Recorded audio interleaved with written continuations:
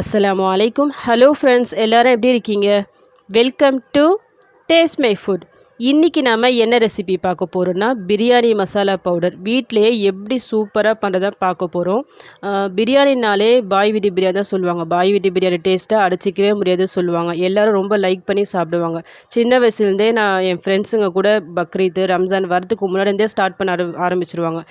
எப்போ வந்து பிரியாணி கொடுக்க போகிற சொல்லிட்டு. அதே மாதிரி தான் நானும் பொங்கலோ விநாயகர் சதுர்த்தி வரும்போது அந்த ஸ்வீட் பொங்கல், அந்த கொழுக்கட்டை சொல்லி ரொம்ப லைக் பண்ணி சாப்பிடுவோம். இது மாதிரி ஒருத்தருக்கு ஒருத்தர் நம்ம ஷேர் பண்ணிக்கிறது தான் சின்ன வயசுலேருந்தே இன்னிய வரைக்கும். இந்த மாற்று மத சகோதரர் அவங்க வீட்டில் வைக்கிற அந்த சாம்பார் சாதம், வத்த குழம்பு, அந்த காரக்குழம்பு, கூட்டு வெரைட்டிஸு, அந்த பொரியல், அந்த உருளைக்கிழங்கு பொரியல், அதெல்லாம் ரொம்ப டேஸ்ட்டாக இருக்கும். நான் கூட ரொம்ப லைக் பண்ணி சாப்பிடுவேன். என் ஃப்ரெண்ட்ஸ் எனக்காகவே தனியாக எடுத்துகிட்டு வருவாங்க, எனக்கு ரொம்ப பிடிக்கும் சொல்லிட்டு. அவங்களுக்கு வந்து அந்த டேஸ்ட் வந்து ரொம்ப சூப்பராக வரும். அந்த டேஸ்ட்டில் வந்து அவங்கள அடிச்சிக்கவே முடியாது. அதே மாதிரி தான் முஸ்லீம் வீட்லேயும் இந்த பிரியாணி செய்கிறது. அவங்க அடிக்கடி இதை செஞ்சுக்கிட்டே வரதால அந்த கைப்பக்குவம் ஆட்டோமேட்டிக்காக அவங்களுக்கு வந்துடும். அதுவும் இல்லாமல் அதில் சேர்க்குற இந்த மசாலா, அதுவும் ஒரு ரீசன் தான். இந்த மசாலா பவுடர் எப்படி பண்ணுறது, அதோட கரெக்டான மெஷர்மெண்ட்ஸ் என்ன, அது எந்த ரெசிபீஸ்லாம் போடலாம், அதுதான் இன்றைக்கி நான் வீடியோவில் சொல்ல போகிறேன்.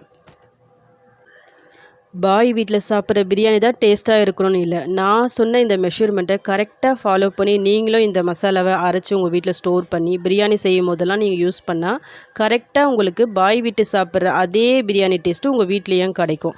ஓகே, இதுக்காக நான் இந்த வெயிட் மிஷின், நான் என்கிட்ட சின்னதாக இந்த வெயிட் மிஷின் இருந்ததை நான் இதை யூஸ் பண்ணுறேன். உங்கள்கிட்ட இல்லைனா நீங்கள் கடையில் கேட்கும் போதே கரெக்டாக அந்த மெஷர்மெண்ட்டை அந்த கிராம் வைஸில் வாங்கி வச்சுக்கிங்க. நான் வந்து இன்றைக்கி கரெக்டாக 15 கிராம் அளவுக்கு பட்டை எடுத்திருக்கேன். சுருள் பட்டை தான் நான் யூஸ் பண்ணியிருக்கேன். நார்மல் பட்டையை விட இந்த சுருள் பட்டை யூஸ் பண்ணும்போது இதோட ஃப்ளேவர் வந்து ரொம்ப நல்லாயிருக்கும். முடிஞ்ச அளவுக்கு இதை நீங்கள் யூஸ் பண்ணுங்கள். அப்படி இல்லைனா நீங்கள் நார்மல் பட்டை கூட நீங்கள் யூஸ் பண்ணிக்கலாம். 15 கிராம் நான் எடுத்திருக்கேன். எடுத்து இந்த மாதிரி சின்ன சின்னதாக உடச்சி விட்டுக்குங்க ஒரு பிளேட்டில். நெக்ஸ்ட்டு இப்போ நான் ஏலக்காவை எடுத்துக்கிறேன். ஏலக்காய் வந்து எந்த அளவுக்கு குவான்டிட்டினா 10 கிராம் அளவுக்கு நான் எடுக்கிறேன். அதாவது 15 கிராம் பட்டைக்கு 10 கிராம் ஏலக்காய் கரெக்டாக இருக்கும். பட்டை தான் ஜாஸ்தியாக இருக்கணும். பட்டைக்கு வந்து ஒரு 3/4 அளவுக்கு ஏலக்காய் எடுத்துக்குங்க, அது கரெக்டாக இருக்கும். அதையும் இந்த பிளேட்டில் நம்ம போட்டுடலாம். இப்போ நம்ம கிராம்பு எடுத்துக்கலாம். கிராம்பு வந்து எந்த அளவுக்கு எடுக்கணும்னா 10 கிராம் அளவுக்கு நான் எடுக்கிறேன். சேம் அதே குவான்டிட்டி தான். நம்ம ஏலக்காய் எடுத்தோம் பார்த்தீங்களா, 10 கிராம். ஏலக்காய் எந்த அளவுக்கு அமௌண்ட்டில் எடுக்கிறோமோ சேம் அதே குவான்டிட்டியில் கிராம்பு எடுத்துக்கலாம்.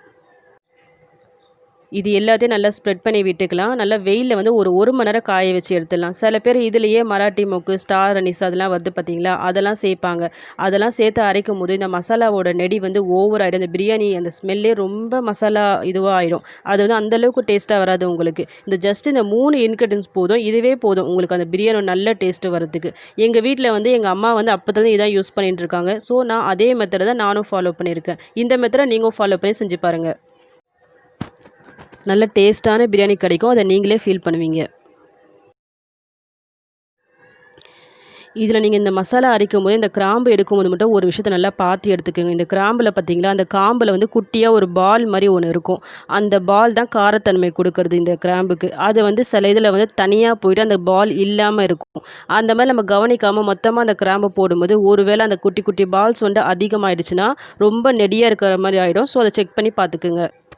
1 ஹவர் ஆகிடுச்சு. 1 ஹவரில் பாருங்கள் நல்லா சூடாகி வந்துடுச்சு. 1 மணி நேரத்துக்கு மேலே வேணாம், ஜஸ்ட்டு 1 ஹவர் போதும். இப்போ நல்லா சூடாக இருக்குது. இந்த மாதிரி சூடாக இருக்கிற டைமில் நம்ம மிக்ஸி ஜாரில் போட்டு அரைச்சி எடுத்தோன்னா நல்லா பவுடராக வரும். ஸோ அந்த மாதிரி ஃபாலோ பண்ணுங்கள். சில பேர் என்ன பண்ணுவாங்கன்னா, பேனில் வந்து சும்மா இந்த மசாலாவை போட்டு ட்ரை ரோஸ்ட் பண்ணி அரைப்பாங்க.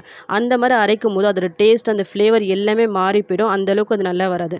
ஸோ அந்த மாதிரி பண்ணாதீங்க. ஒருவேளை சன்லைட் இல்லாத டைமாக இருந்துச்சுன்னா ஸ்டவ்வில் வந்து ஒரு பேன் வச்சுட்டு அதில் தண்ணியோ ஏதாவது வச்சுட்டு அதுக்கு மேலே இந்த பிளேட் வச்சு அந்த சூடு வர வரைக்கும் சும்மா ஜஸ்ட் ரோஸ்ட் பண்ணுங்கள். டைரெக்டாக ரோஸ்ட் பண்ணாதீங்க.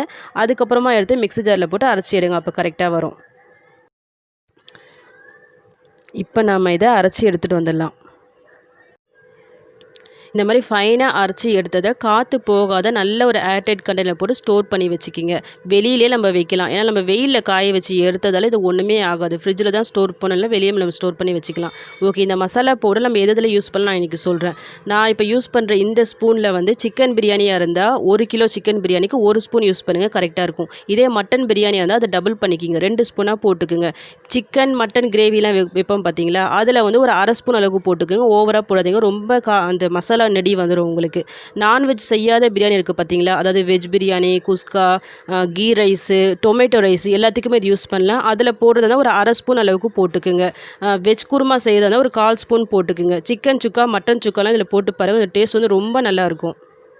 பிரியாணி, சிக்கன், மட்டன் கிரேவி எது பண்ணுறதா இருந்தாலும் பட்டை, லவங்கம், ஏலக்காய் இந்த மாதிரி முழுசாக போடாமல் பவுட்ரு பண்ணி போட்டு பாருங்கள். டேஸ்ட்டும் நல்லா வரும். உங்கள் வாயிலையும் கடிப்படாமல் நல்லாயிருக்கும். அவ்வளோதான். இப்போ நம்ம வீட்லேயே ஃப்ரெஷ்ஷாக பிரியாணி மசாலா ரெடி பண்ணிட்டோம். நீங்களும் இந்த மசாலா வச்சு பிரியாணி உங்கள் வீட்டில் ட்ரை பண்ணி பாருங்கள். உங்கள் வீட்லேயும் பாய் வீட்டு பிரியாணி டேஸ்ட் தான். அதோடு நிற்காமல் அந்த டேஸ்ட் எப்படி வந்து சொல்லிட்டு எனக்கும் கமெண்ட் பண்ணுங்கள். இந்த வீடியோ உங்களுக்கு பிடிச்சிருந்தா ப்ளீஸ் லைக் பண்ணுங்கள், ஷேர் பண்ணுங்கள், கமெண்ட் பண்ணுங்கள். மறக்காமல் டேஸ்ட் மை ஃபுட்டை சப்ஸ்கிரைப் பண்ணுங்கள்.